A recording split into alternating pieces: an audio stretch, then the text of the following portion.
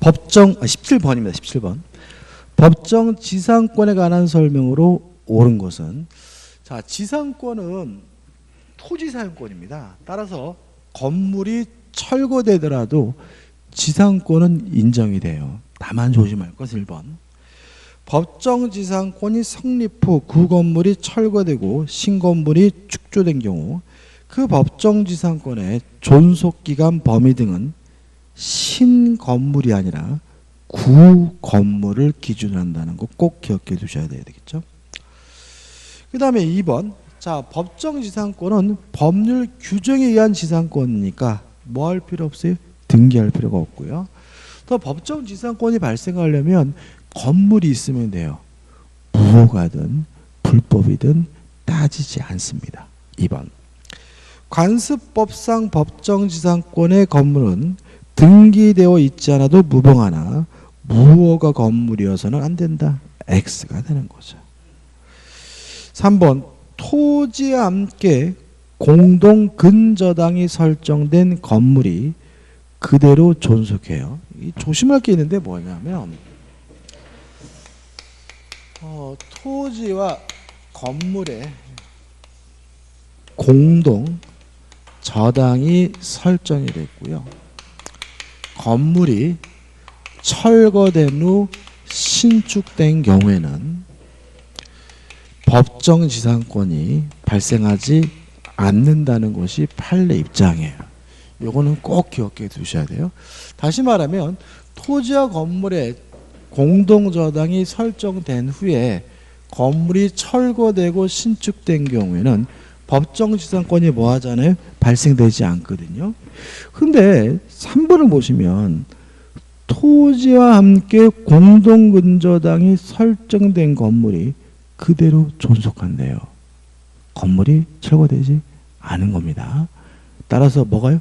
법정지상권이 성립돼야 돼요. 따라서 그대로 존속함에도 등기가 멸실되고 등기부가 폐쇄되면 그 토지와 건물의 소유자가 달라지더라도 법정지상권이 성립할 수 없다는 질문은 X가 되는 거죠. 4번. 자, 법정지상권이라는 것은 건물과 토지 소유자가 같았다가 달라져야지만 법정지상권이 인정되는 거잖아요. 따라서 4번. 구분 소유적 공유관계에 있는 자가 자신의 특정 소유가 아닌 부분에 신축한 건물이에요. 그러면 이미 건물과 토지 소유자가 다르죠. 동의하시죠? 자, 법정지상권은 같았다가 달라져야 되는데 구분 소유적 공유인데 자신의 소유가 아닌 남의 땅에다 건물을 지었다면 건물을 지을 때부터 토지와 건물의 소유자가 다르기 때문에 법정지상권이 성립될 수는 없는 거죠. 따라서 소유가 아닌 부분에 신축한 건물을 제3자에게 양도한 경우 간습상의 법정지상권이 성립한다. X가 되는 거죠. 5번. 가압류 후 본압류 및 강제 경매가 이루어진 경우, 자, 이렇게 나와 있는데, 자, 우리가 이런 거죠. 자, 1순위가 갑 앞으로 저당권이 설정되어 있고요. 2순위가 을 앞으로 저당권이 설정되어 있다 가정을 해볼게요. 그러면 저당권 설정 당시 건물이 있어야 되잖아요. 법정지상권이 발생하려면 언제를 기준으로 하는 거예요? 1순위예요. 그죠? 그래서 항상 최우선순위 저당권이 설정된 당시에 뭐가 있어야 돼요? 건물이 있어야 되는 거예요. 이것도 마찬가지예요. 보시면 가압류 후 본압류 및 강제경매 순서대로 이루어졌어요. 그러면 언제 건물이 있어야 돼요? 가압류할 때. 언제 건물과 토지 소유자가 같아야 돼요? 가압류할 때인 거죠. 따라서 경우 간습상 법정지상권 요건으로 토지와 그 지상 건물이 동일인 소유인지 여부는 가압류의 효력 발생 시를 기준으로 한다. 맞는 질문이고요. 답은 뭐죠? 5번이 되는 거죠. 이 법정지상권에 관한 뭐 최근 판례들을 포함한 건데 꼭 기억해 두시고 답은 뭐죠? 5번입니다. 18번이죠. 지상권에 관한 설명으로 옳은 것은 1번.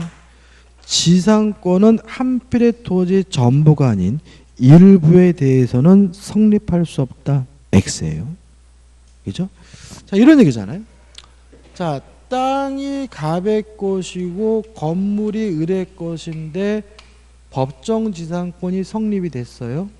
그러면 이 법정지상권의 범위는 건물의 밑바닥 땅뿐만 아니라 건물을 소유하기 위해서 필요한 범위에서 주의공지까지 뭐가 돼요? 확장이 되거든요. 그러면 이 확장된 이 토지가 한필지 토지라는 보장은 없는 거예요.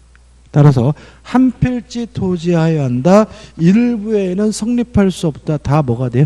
X가 되는 거죠. 2번 지상권자는 존속기간이 만료한 때 지상물이 현존하는 경우 지상권 설정자에 대해 선택적으로 지상권의 갱신 청구 또는 지상물의 매수 청구를 할 수 있다. X죠. 선택이 아니죠. 갱신을 청구했다가 거부당하면 뭐 하는 거죠? 지상물 매수를 청구하는 것이지 선택적 행사가 아닙니다. 3번 지상권은 지상물의 소유를 목적으로 토지를 사용하는 권리이므로 지상권자는 지상권을 유보한 채 지상물 소유권만을 양도할 수 없다. X죠. 지상권은 말 그대로 토지 사용권이잖아요. 그래서 부종성 수반성이 없어요. 건물만 파는 거 가능하고요. 건물만 판다 해서 지상권이 자동으로 쫓아가는 것도 아니고 또 지상권만 따로 분리해서 양도하는 것도 가능하기 때문에 3번도 뭐죠? X고 시험에 최근에 잘 냅니다. 4번 지상권이 지로지급 연체가 토지 소유권 양도 전후에 걸쳐 이루어졌어요. 그러면 내가 소유하고 있는 기간 동안 몇 년치 해야 돼요? 2년치 해야 되는 거죠.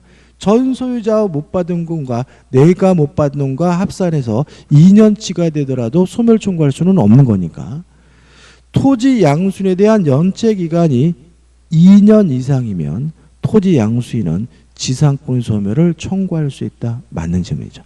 양수한 사람의 연체 기간이 몇 년이면요? 2년치가 되면 소멸 청구할 수 있는 거죠. 답은 4번이죠. 5번 금융기관이 토지의 저당권과 함께 지루 없는 지상권을 설정받았어요. 이거 우리가 뭐라 그러냐면 담보지상권이라고 해요. 이 담보지상권이 설정되더라도 이 토지를 사용 수익하는 것은 누구예요? 지상권 설정자인 거죠. 이 담보지상권 왜 설정하는 거죠? 건물 못 짓게 하려고 설정하는 거거든요. 따라서 토지 사용 수익은 이때는 지상권자인 금융기관이 하는 것이 아니라 지상권 설정자인 누가요? 토지 소유자가 사용 수익하는 거거든요. 계속 보시면 채무자의 사용 수익권을 배제하지 않은 경우 금융기관은 그 토지의 무단 점유자에 대해 지상권 침해를 근거로 임료 상당의 손해배상을 청구할 수 있다. X예요. 사용 수익은 누가 하는 게 아니에요? 지상권자가 하는 게 아니라 누가 하는 거죠? 토지 소유자가 하는 거니까 손해배상도 누가 청구해야 돼요? 토지 소유자가 청구해야죠. 5번도 조심하시고 요 문제 별표 두시고 꼭 기억해 두세요. 그죠? 19번입니다. 지유권에 관한 설명으로 옳지 않은 것은 자 1번은 불가분성이죠. 취득과 같은 긍정적인 것은 한 사람만 하면 되니까 1번 공유자 1인의 지역권을 취득한 때에는 다른 공유자도 이를 취득한다. 맞는 질문이죠. 2번 지역권은 스스로 점유하지 못하는 권리이기 때문에 반환 중구권이 없죠. 따라서 2번 지역권자는 승역지의 반환 중구권이 인정되지 않는다. 오, 맞는 질문이죠. 자, 긍정적인 것은 한 사람이 하면 되는데 소멸 시효를 중단시키는 것은 소멸을 억제하는 거니까 긍정적인 거잖아요. 그죠? 따라서 몇 사람이 하면 돼요? 한 사람이. 따라서 3번 유육지의 수인의 공유인 경우에 그 일인에 의한 지역권 소멸 시효 중단 또는 정지는 다른 공유자를 위하여 효력이 있다. 맞는 질문이죠. 답은 4번입니다. 왜요? 요역지와 승역지는 인접할 필요가 없죠. 그죠? 따라서 4번 승역지와 요역지는 서로 인접하여 하며 떨어진 토지에 대하여는 지역권을 설정할 수 없다. X가 되고요. 답은 4번이 되는 거죠. 5번 소멸과 같은 부정적인 것은 전원이 해야 되니까 토지 공유자 1위는 그 지분에 관하여 그 토지를 위한 지역권 또는 그 토지가 부담한 지역권을 소멸하게 하지 못한다. 맞죠? 왜요? 소멸과 같은 부정적인 것은 전원이 해야 되니까요. 자, 20번입니다. 자, 일단 법정 지상권은 법률 규정에 의한 지상권이니까 지상권을 취득하기 위해서 등기할 필요는 없어요. 다만 취득한 지상권을 처분하려면 그때는 뭘 해야 돼요? 등기를 해야 되잖아요. 20번. A 소유의 X 토지와 그 지상 건물 중 Y 건물에 관하여만 경매가 이루어져 B 소유가 됐죠. 그럼 보자고요. 자, A와 토지는 A 있고 건물은 B 있고 토지와 건물의 소유자가 달라졌으니까 B는 뭘 갖습니까? 법정 지상권을 취득하고요. 법정 지상권을 취득하고자 할 때 뭐 할 필요 없죠? 등기할 필요는 없는 거죠. 계속 보시면 B는 이 건물을 C에게 매도한 후 건물에 대한 소유권 이전 등을 격려하였다. 자, B가 C에게 건물을 뭐 했어요? 양도를 했어요. 이때 첫 번째 기억할 것은 C는 지상권을 뭐 하지 못하죠? 취득하지 못한다는 점이죠. 왜냐하면 B가 취득할 때는 등기가 필요 없지만 C에게 넘겨주려면 뭐가 필요해요? 등기가 필요하니까요. 그럼 여기서 문제가 되는 것은 그러면 C에게 지상권이 없으니까 건물을 철거해 줘야 되느냐? 문제에 대해 돌입하려는 건물을 철거할 필요는 없다는 입장이죠. 왜 그러냐면 B가 아직도 지상권을 계속 뭐하고 있어요? 보유하고 있는 상태고요. 따라서 C는 B를 대의회에서 지상권에 관한 설정을 청구하는 것이 가능한 상태이기 때문에 건물을 철거해 줄 필요는 없는 거죠. 다만 3번 그 사용이익은 부당이득으로서 반환해 줘야 된다는 것이 우리 판례 입장이라는 것까지 기억해 두시면 되겠죠. 그래서 보시면 옳은 걸 찾습니다. 1번 B가 지상권자인데 맞죠? C에게는 건물만 매도하였으므로 의사표시 해석에 의하더라도 C는 B에게 지상권 이전 등기를 청구할 수 없다. X에 이전 등기는 청구할 수 있습니다. 2번 C는 A에게 지상권 설정 및 이전을 순차적으로 청구할 수 있다. 맞죠?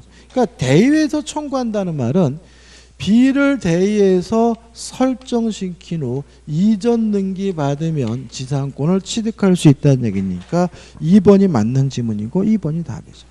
3번 현재 지상권에 관하여 등기가 없으므로 B, C 모두 지상권자가 아니다. X 아직도 B는 지상권을 가지고 있는 거고요. 4번 C는 A에게 자신의 C 명의로 지상권 설정 등기 절차를 격려해 줄 것을 청구할 수 있다. X죠. 직접 하지 못하고 B를 어떻게 해요? 대의에서 청구해야 되는 거죠. 5번 C는 법정 지상권자이므로 이미 X입니다. 그죠? 따라서 답은 뭐죠? 2번이죠. 21번입니다. 갑은 을소의 X주택 일부에 전세금 1억 원 존속기가 2년으로 하는 전세계약을 체결하고 전세권 설정 등기를 마쳤다. 이에 관한 설명으로 옳은 것은 자 일단 전세권도 담보물권이기 때문에 부종성 수반성이 있어요. 그래서 전세권과 전세금 반환 채권은 원칙적으로 따로 띄어서 원칙적으로 분리 양도할 수는 없습니다. 다만 항상 그러느냐? 우리 판례가 예외를 인정해요. 전세금 반환 채권만 분리 양도하는 것이 가능한 경우가 있는데 두 가지를 기억해 두시는데요. 첫째, 전세권이 소멸된 후죠. 전세권이 소멸돼서 없는 상태라면 말 그대로 채권만 있으니까 채권만 양도하는 거 가능하고요. 두 번째, 전세권의 소멸을 조건으로 한 조건부 양도는 가능하다는 것이 우리 판례 입장입니다. 다시 말하면 소멸된 후에 양도할 수 있다면 소멸될 것을 조건으로 한 무엇은 가능해요? 조건부 양도는 가능하다는 입장이기 때문에 1번. 갑은 전세권 존속 중에는 장래 그 전세권이 소멸하는 경우에 전세금 반환 채권이 발생하는 것을 조건으로 그 장래의 조건부 채권을 양도할 수 없다. X에 조건부로 양도하는 건 가능해요. 2번 을이 갑에게 전세금의 반환을 지체해요. 자, 주의하실 건데 이때 전세권자는 경매할 수가 있는데 일부 전세권자는 경매할 수가 없죠. 지금 문제에서 뭐라고 되어 있냐면 갑은 을소 X주택의 일부죠. 그러니까 일부에 대한 전세권이니까 경매권이 인정되지 않으므로 갑은 X주택의 A 부분이 아니라 전부에 대하여 경매를 청구할 수 있다는 질문은 X입니다. 다만 어떤 원인으로 경매가 됐을 때는 일부 채권자라도 우선 변제권은 인정이 되므로 3번 경매 절차에서 X주택이 매각된 경우 갑은 X주택의 전부에 대하여 후순위 권리자보다 전세금을 우선 변제받을 수 없다는 질문은 뭐죠? X가 되는 거죠. 4번입니다. 자, 저당권의 객체는요. 부동산과 지상권, 전세권입니다. 따라서 저당권은 어디에도 설정할 수 있냐면 전세권에도 설정할 수가 있거든요. 근데 문제는 이 전세권이 소멸하게 되면 저당권도 소멸이 되기 때문에 이때 물상대위권이 인정이 돼요. 다시 말하면 전세권이 소멸하게 되면 전세금이 생기게 되고요. 이 전세금이 지급되기 전까지 압류를 하면 이 저당권이 소멸되지 않고 전세금에 계속 그 효과를 미치는데 이것도 일종의 뭐죠? 물상대인 거죠. 그럼 저당권자는 전세권이 소멸되면 전세권 자체에 대해서는 저당권을 실행할 수가 없고요. 뭐에 대해서만요? 전세금에 대해서만 저당권을 실행할 수가 있는 거거든요. 따라서 4번. 갑의 채권자 병이 갑의 전세권의 저당권을 취득한 경우 전세권의 존속기간이 만료되더라도 병은 전세권 자체에 대하여 저당권을 실행할 수 있다는 질문은 뭐가 돼요? X가 되는 거죠. 5번. 갑의 전세권이 존속하는 동안에 을이 X주택을 정에게 매도하고 정명의로 소유권 이전 등기를 마쳤어요. 그러면 전세권은 물건이니까 새로운 소유자에게 대항할 수 있겠죠. 따라서 전세금 반환도 누구한테 청구해요? 정에게. 새로운 소유자에. 따라서 을은 전세금 반환 의무를 면하게 된다는 질문은 맞는 질문입니다. 다시 말하면 전세권은 물건이기 때문에 새로운 소유자에게 대항할 수 있고요. 전세금의 반환도 누구한테요? 새로운 소유자에게만 청구할 수 있다는 것이 판례 입장이니까 주의하시기 바라고요. 답은 5번이 되는 거죠. 22번입니다. 갑은 자신의 건물의 을명의에 전세권을 설정해 주었다. 그 을은 그 전세권의 병명의로 저당권을 설정해 주었다. 이에 관한 설명으로 옳은 것을 모두 고른 거죠. 기억. 을의 전세권이 존속기간 만료로 종료됐어요. 자, 그러면 존속기간이 만료가 된 것은 법률의 행위가 아니죠. 시간의 경과니까 사건이잖아요. 그러면 뭐 하지 않아도 등기하지 않아도 물건이 소멸되겠죠. 그 말은 뭐예요? 존속기간이 만료되는 순간 말소 등기하지 않아도 전세권은 소멸하기 때문에 그 전세권의 용익물권적 권능은 말소 등기 없이도 당연히 소멸한다는 질문은 맞는 질문이고 의외로 참 잘 됩니다. 니은번 을이 전세권이 법정갱신됐어요. 자, 법정갱신이라는 말은 법률 규정에 의한 갱신이니까 뭐 할 필요 없죠? 등기할 필요가 없죠. 따라서 전세거기안에 대한 변경 등기 없이도 갱신된다. 맞는 질문이죠. 디귿번 병의 전세권 저당권이죠. 물론 저당권은 부종성 수반성이 있으니까 채권과 함께 양도해야죠. 물론 채권과 저당권은 함께 양도할 수가 있으니까 전세권 저당권은 피담보 채권을 소멸하더라도 양도할 수 없다. X가 되는 거죠. 그죠? X. 1번 을의 전세권이 존속기간의 만료로 소멸됐어요. 그러면 전세금에 대해서 지급되기 전에 압류함으로써 물상대위가 인정되는 거죠. 전세권 자체에 대해서는 저당권을 더 이상 실행할 수가 없는 거죠. 따라서 병은 전세권 자체에 대하여 저당권을 실행할 수 없게 된다. 맞죠? 따라서 옳은 것은 기역, 니은, 리을 해가지고 4번이 답이고 디귿번만 뭐죠? X가 되는 거죠. 23번입니다. 유치권에 관한 설명으로 옳은 것은 1번 채권자가 채무자의 직접 점유를 통하여 간접 점유를 하는 경우에는 유치권은 성립하지 않는다. 오해예요. 자, 우리가 유치권자는 반드시 점유해야 되는데 그 점유는 직간접을 불문하죠. 그죠? 간접 점유에도 유치권이 소멸되지는 않아요. 근데 문제는 채무자가 직접 점유자라면 우리 판례는 실질적으로 점유를 상실하는 것으로 이해해요. 따라서 채무자가 직접 점유자라면 실질적으로 점유를 상실한 것으로 평가되기 때문에 유치권이 성립되지 않는다는 것이 판례 입장이므로 1번이 맞는 지문이고 1번이 답이죠. 2번. 자, 유치권도 담보물권이니까 경매할 수는 있습니다. 다만 우선 변제권이 인정되지 않으므로 2번 유치권자는 채권의 변제를 받기 위하여 유치물을 경매할 수 있고까지 맞는데 매각대금에서 후순위 권리자보다 우선 변제받을 수 있다는 지문은 X가 되는 거죠.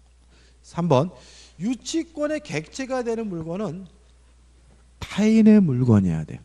따라서 자신의 소유물에 대해서는 어떠한 경우에도 유치권을 뭐 할 수 없어요? 행사할 수가 없어요. 3번 보시면 수급인이 자신의 노력과 재료를 들여 신축한 건물에 대하여 소유권을 원시 취득했대요. 누구 건물인 거예요? 수급인 건물인 거죠. 따라서 수급인은 공사대금을 지급받을 때까지 유치권을 행사할 수 있다는 지문은 X가 되는 거죠. 4번은 X인데 시험 범위가 아니기 때문에 신경 쓰지 않으셔도 돼요. 소멸시효에 대한 구조되니까 안 보셔도 되고. 5번입니다. 공사대금 채권에 기하여 유치권을 행사하는 자가 스스로 보존에 필요한 범위 내에서 유치물은 주택에 거주하여 사용하는 것. 정당합니다.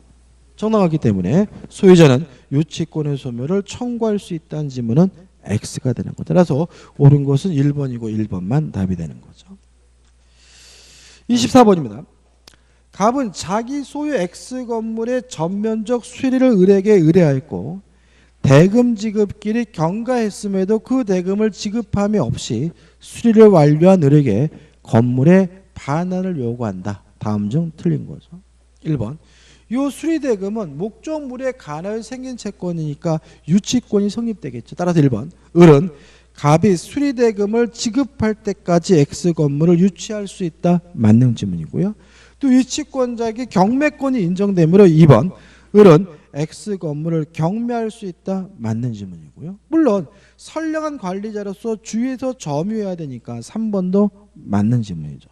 4번 을이 보존행위로 X 건물을 사용하는 것은 정당합니다. 따라서 을은 갑에 대하여 불법행위에 의한 손해배상 책임을 지지 않는다는 지문도 맞는 거죠. 답은 5번이에요.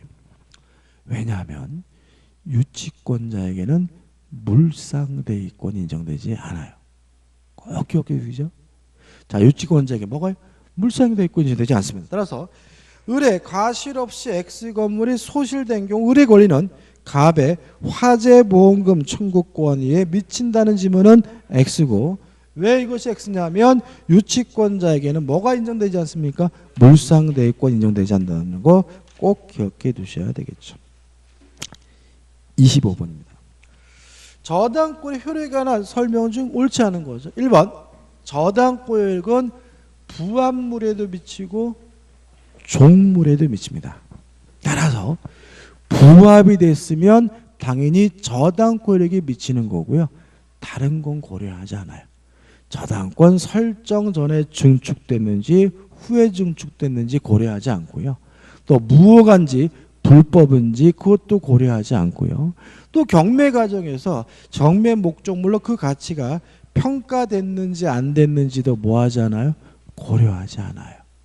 부합되면 저당권 효력이 미칩니다. 1번 증축된 건물 부분이 기존 건물에 부합됐대요. 게임 끝인 거죠.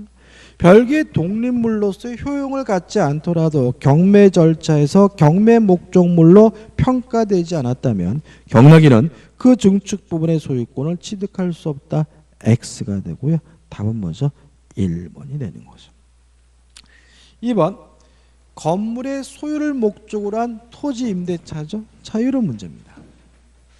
땅이 갑의 것이고 건물이 을의 것이에요. 그럼 을은 남의 땅 위에 건물을 소유하고 있으니까 토지 사용권이 있겠지. 그것이 지상권일 수도 있고 그것이 임차권일 수도 있는데 이런 상태에서 건물에다가 저당권이 설정이 되면 이 건물의 저당권이 어디에도 미치냐면 지상권에도 미치고 임차권에도 미쳐요. 따라서 경락을 받은 사람은 건물에 관한 소유권뿐만 아니라 토지에 대한 지상권, 임차권도 당연히 등기 없이 뭐 하게 돼요? 취득하게 되는 거죠. 자, 예를 들어서 여기도 한번 생각해 볼까요? 지금 B가 토지에 대해서 뭐가 있어요? 법정 지상권이 있는데 근데 만약에 B에서 C로 넘어간 이유가 저당권 실행에 의한 경매로 인해서 C에게 소유권이 넘어갔다면 이때 C는 법정지상권을 당연히 뭐하게 돼요? 취득하게 돼요. 왜냐하면 건물에 설정된 저당권 효력이 어디에도 미치니까요? 지상권에도 미치니까요. 동의하시죠? 그죠? 따라서 2번 건물의 소유를 목적으로 한 토지 임차인이 그 토지 위에 소유하는 건물의 저당권을 설정했다면 이 저당권은 토지 임차권에도 그 효력이 당연히 미치므로 그 저당권 실행되어 경락인이 건물의 소유권을 취득한 때에는 특별한 사정이 없는 한 이 임차권도 경락인에게 이전된다. 맞는 질문이죠. 3번 구분 건물의 전유 부분이죠. 자, 전유 부분과 대지 사용권은 뭐가 있습니까? 일체성이 있죠. 따라서 전유 부분이 이전되면 무엇도요? 대지 사용권도 당연히 뭐요? 쫓아가야 되므로 3번 구분 건물의 전유 부분에 설정된 저당권 효력은 특별한 사정이 없는 한 그 저주 부분의 소유자가 나중에 취득한 대지 소유권에 미친다. 5 맞는 질문이죠. 자, 저당권과 같은 담보물권은 부종성 수반성이 있어요. 따라서 채권자가 뭐여야 돼요? 저당권자여야 돼요. 채권자가 아닌 사람이 저당권자면 원칙적으로 무효가 되기 때문에 4번 채권과 이를 담보하는 저당권은 원칙적으로 그 주체를 달리할 수 없으므로 채권자 아닌 제3자 명의로 이루어진 저당권 설정 등에는 특별한 사정이 없는 한 원칙적으로 무효이다. 맞는 질문입니다. 5번 자, 저당권자는 과실수취권이 없습니다. 저당권자가 과실수취하려면 뭘 해야 돼? 압류를 해야 돼. 그러니까 실제로 우리가 저당권에 있어서 조심해야 될 개념은 점유하지 않고 있다는 점이죠. 저당권자는 스스로 뭐 하지 않고 있어요? 점유하지 않고 있으니까 저당권에 기한 반환 중고권 인정되지 않고요. 또 저당권자는 스스로 점유하지 않으니까 저당권자는 그 목적물을 사용할 수 없고 수익할 수가 없고요. 따라서 저당권자에게는 뭐가 인정될 수 없는 거죠? 과실수취권이 인정될 수는 없는 거죠. 그 다음 세 번째로 저당권자는 점유하지 않으니까 저당권자가 무엇을 지출할 일이 없어요? 필요비를 지출할 일이 없는 거고 유익비를 지출할 수가 없으니까 필요비 유익비는 저당권에 의하여 담보되는 뭐가 될 수 없어요? 채권이 될 수 없다는 것도 조심하셔야 됩니다.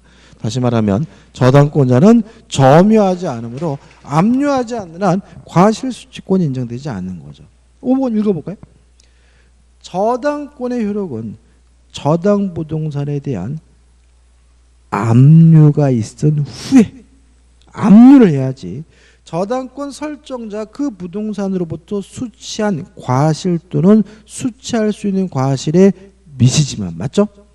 그 부동산에 대한 소유권, 지상권 또는 전세권을 취득한 제3자에 대하여는 저당권자가 압류한 사실을 통지한 후가 아니면 이로써 대항할 수 없다는 지문도 맞는 지문이고요. 잊지 말 것은 압류하지 않는 한 과실수취권 인정되지 않는다는 거 꼭 기억해 두시기 바랍니다. 26번입니다. 저당권에 관한 다음 설명 중 틀린 것은 1번 저당권이 일반적으로 부종성, 수반성, 몰상대성, 불가분성을 갖는 제한물권이다. 맞는 질문이죠. 그죠? 2번인데 우리가 경매가 됐을 때 권리들의 소멸 여부를 판단하는 지문은 무조건 반드시 나올 텐데 첫째, 저당권은 경매가 이루어지면 무조건 뭐가 돼요? 소멸된다. 두 번째, 용의권의 소멸 여부는 누구하고 비교합니까? 최우선순위 저당권과 비교한다. 따라서 최우선순위 저당권보다 후순위면 용의권은 무조건 뭐가 돼야 돼요? 소멸돼야 되고 최우선순위 저당권보다 빠르면 원칙적으로 뭐 되지 않죠? 소멸되지 않죠.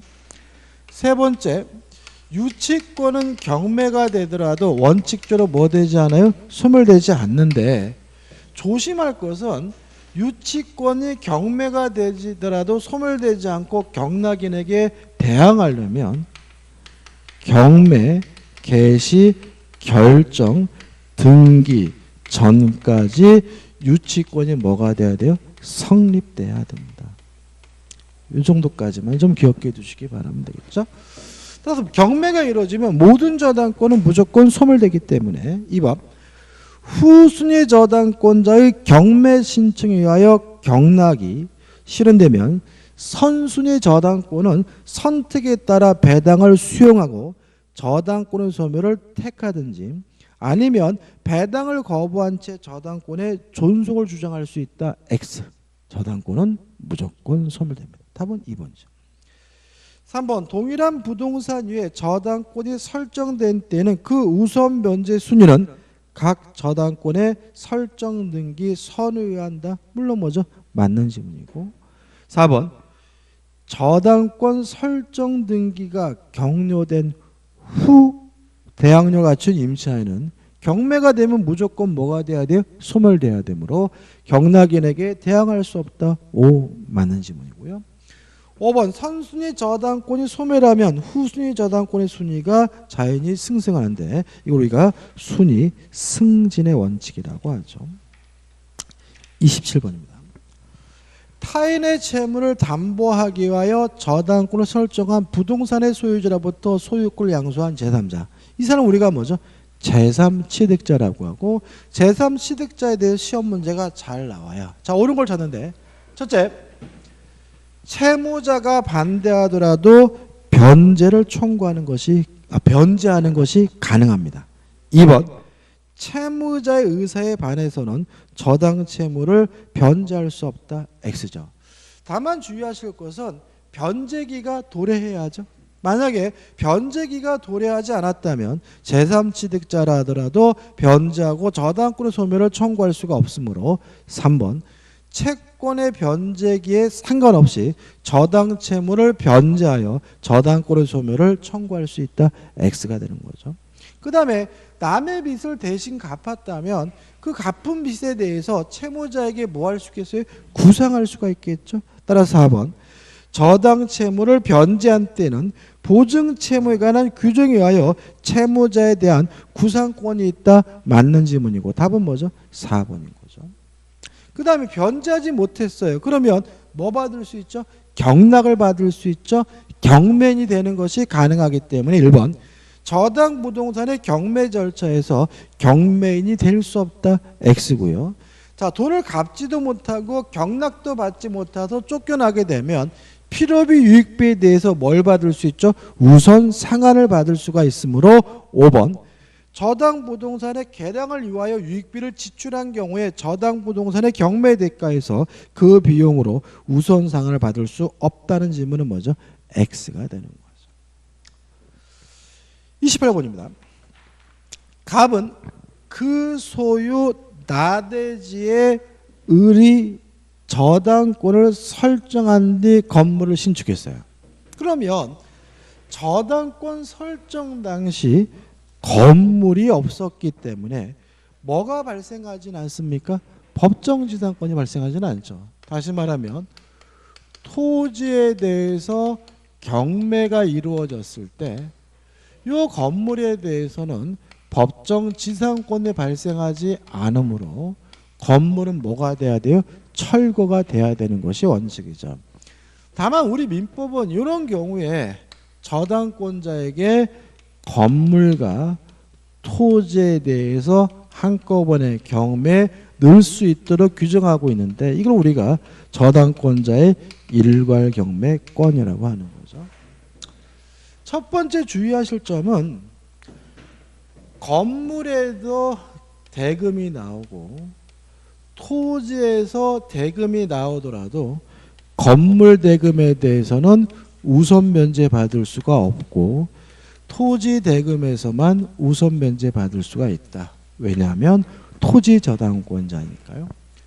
두 번째 주의하실 것은 토지만 경매할지 아니면 일괄 경매할지 저당권자가 자유롭게 선택하는 것이 가능하다.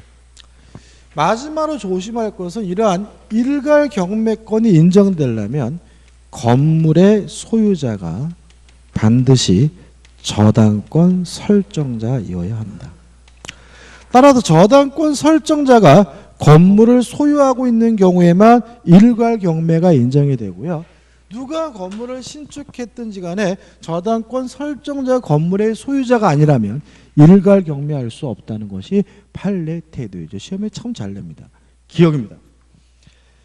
X 토지에 대한 저당권 실행 위한 경매 개시 결정 전에 갑이 A에게 건물 소유권을 이전했어요. 그 말은 저당권 설정자가 건물의 소유자가 아니란 얘기죠. 저당권 설정자가 건물의 소유자가 아니면 일괄 경매할 수가 없으므로 을은 X 토지와 건물에 대해 일괄 경매를 청구할 수 있다는 질문은 X가 되는 거죠. 2번 을의 저당권 실행되어 B가 X 토지를 매수하고 매각 대금을 다 낸 경우 갑은 법정지상권을 취득한다. X죠. 저당권 설정 당시에 건물이 없었기 때문에 뭐가 발생하지 않아요? 법정지상권이 발생하지는 않죠. 디귿번 따라서 저당권 설정 시 D X 토지에 대해 통상의 강제 경매가 실시가 되어 C가 그 토지를 취득한 경우 갑은 간습상의 법정지상권을 취득하지 못한다. 맞는 질문이죠. 법정지상권 발생하지 않아요. 1번 저당권 설정 뒤 D가 X 토지를 매수 취득하여 그 토지에 필요비를 지출한 경우 자 그럼 보자고요. 자 D는 저당권이 설정된 후에 소유권을 취득한 사람이니까 이 사람 누구죠? 제3취득자죠. 제3취득자는 필요비 유익비에 대해서 뭐 받을 수 있어요? 우선 상환 받을 수가 있잖아요. 따라서 을의 저당권 실행되면 D는 경매 대가로부터 필요비를 우선 상환받을 수 없다. X가 되는 거죠. 따라서 옳은 것은 디귿 하나고 디귿만 4번이 답이 되는 거죠. 자, 29번은 뭐죠? 공동저당이죠.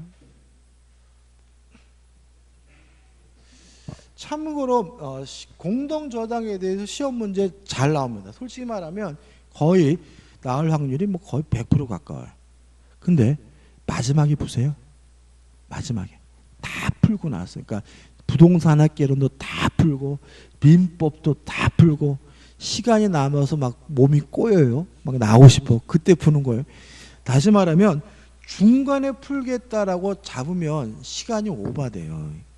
이게 왜 그러냐면 일단 공동저당권에 관한 문제는 계산 문제인데 사실관계를 분석하는데 시간이 꽤 걸려요. 1분 이상 걸리고요. 또 계산 문제의 특징은 풀다가 잘못 풀면 또 풀어요. 반복해서. 그럼 뭐예요? 뒤에 4-5 문제를 찍는 일을 발생시킬 수가 있기 때문에 공동저당권에 관한 문제 같으면 쳐다보지 마시고 어떻게 해요? 맨 마지막에 풀어라. 계산은 어렵진 않습니다. 자, 19번입니다. 채권자 갑이 채무자 을에 대한 1억 원의 채권을 담보하기 위하여, 그죠? 자, 그러면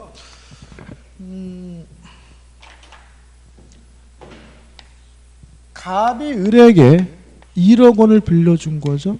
채권자 누굽니까? 갑인 거죠.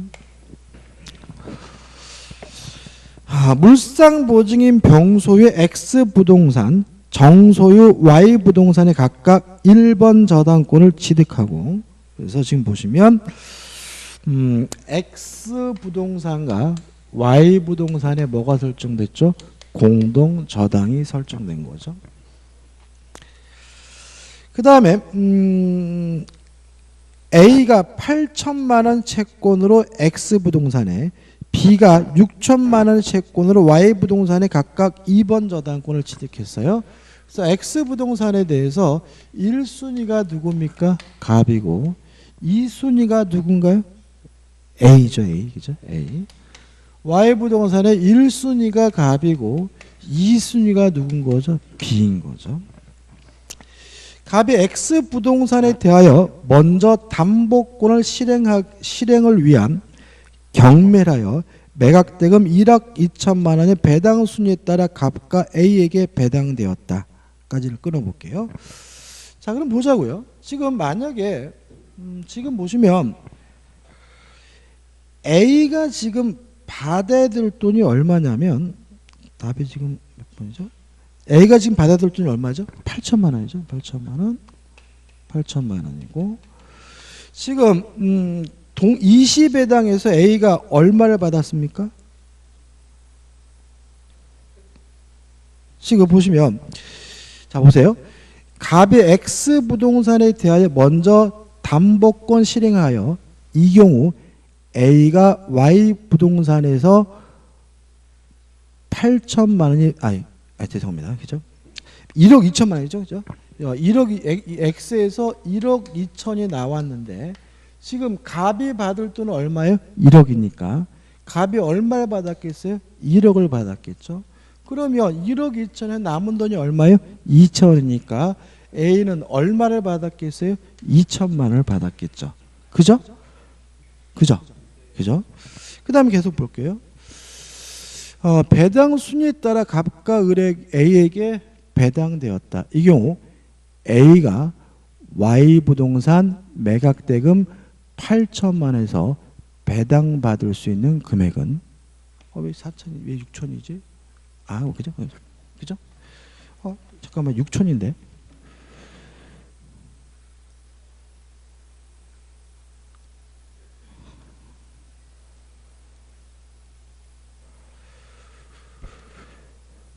A가 Y부동산의 매각대금에서 배당받을 수 있는 금액은 지금 얼마 남았죠? 이 사람이? 맞죠? 지금 계산한 거 맞죠? 8천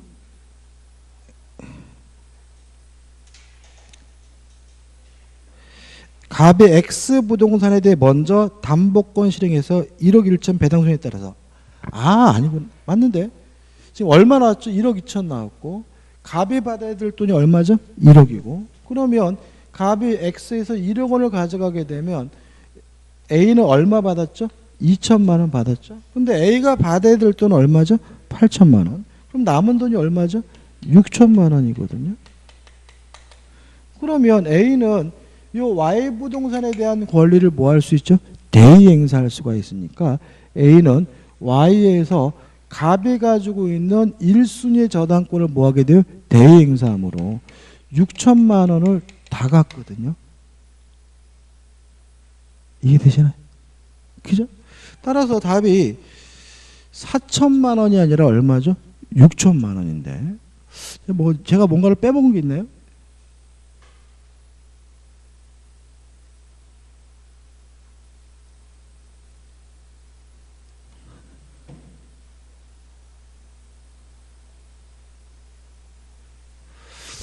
빼먹은 거 없는데? 그죠? 맞죠? 그죠? 답이 3번이 아니라 몇 번이죠? 4번입니다. 그러니까 4번은 결국 뭐냐면 20에다 그래서 선순위 공동 저당권자가 돈을 다 변제받으면 차순위 권리자가 후순위 권리를 공동 저당권자 권리를 뭐 하게 돼요? 대의 행사하게 되니까 이 A는 갑 부동산에서 갑을 대해서 Y에서 얼마를 받게 돼요? 6천만 원을 받게 되거든요. 그래서 답은 일단 뭐죠? 4번으로 수정하셔야 될 것 같은데요. 이거 좀 마지막 시간이라서 좀 확인해 봤으면 좋겠는데. 참 그런데. 아무튼 일단 4번으로 하고요. 제가 만약에 확인해 보고 문제가 있으면 우리 학원 측에다 제가 얘기를 할게요. 그죠? 한번 확인해 보긴 해야 될 것 같아요. 30번입니다. 다음 중 근저당권에 관한 설명으로 옳은 곳의 조합이죠. A. 근저당권이 설정된 부동산의 제3취득자는 자 우리가 근저당권의 경우에는 채무자는 실제 채무액 전액을 다 갚아야지만 근저당권의 말소를 청구할 수가 있고요. 물상보증이나 제3취득자는 채권 최고액 범위 내에서만 변제하면 되거든요. 따라서 제3취득자는 피담보 채무가 확정된 이후에 그 확정된 피담보 채무를 채권 최고액 범위 내에서 변제하고 근저당권의 소멸을 청구할 수 있다. 맞는 질문이죠. B번. 피담보 채무는 근저당 설정 계약에서 정한 존속기간이나 결산기가 도래한 때 확정되므로까지 맞는데 그 존속기간 또는 결산기가 경과하기 전에는 근저당권 설정자가 계약을 해지하고 근저당권 설정 등기의 말소를 구할 수 없다. X예요. 해지는 가능하다는 것이 우리 판례 입장입니다. 예를 들어서 이런 거예요. 은행에서 대출을 받았어요. 그럼 뭘 설정하죠? 근저당을 설정하잖아요. 근데 3년 상한으로 돈을 빌렸어요. 그럼 존속기간이 몇 년이죠? 3년이죠. 그죠? 근데 제가 1년 만에 제 강의가 대박이 나가지고 돈을 엄청 벌었어요. 그러면 중간에 가가지고 저 대출금 미리 갚을게요 라고 할 수 있는 거잖아요. 물론 중도상한 수수료는 내야 되겠지만 뭐 할 수 있는 거예요? 계약을 해지할 수가 있는 거죠. 중간에 뭐예요? 해지하고 나 대출금 갚겠다라고 할 수는 있는 거잖아요. 그죠? 따라서 해지하고 근저당권 설정 등의 말소를 구할 수 없다는 질문은 뭐가 돼요? X가 되는 거죠. 참 시험을 잘 내는 것 같아요. 10번.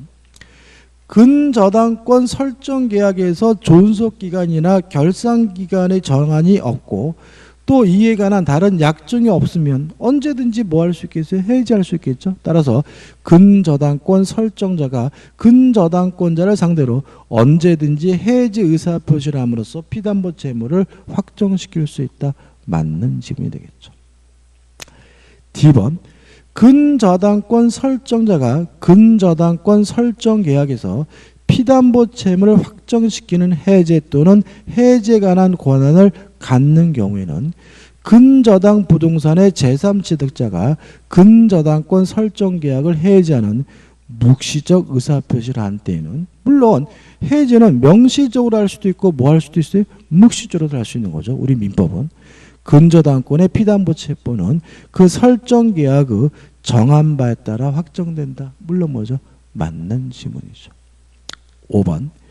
근저당권이 설정된 부동산에 관한 매매 계약을 체결하는 당사자 사이에 매매 대금에서 피담보 채무 또는 채권 태액을 공제한 잔액만을 현실적으로 수수한 경우에는 매수인 매도인의 저당 채권자에 대한 피담보 채무를 인수한 것으로 간주된다가 아니라 추정된다.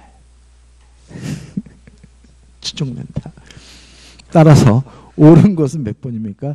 A, C, D에서 4번이 답이에요. 2번도 나올 수 있어요. 그 판례니까. 그러니까 우리가 간주되는 게 아니라 뭐죠? 추정된다 정도는 기억해 두시기 바라고요. 자, 여기까지고 저녁 먹고 계약 보러 들어가도록 하겠습니다. 저녁은 제가 말씀드린 것처럼 제가 쏠게요.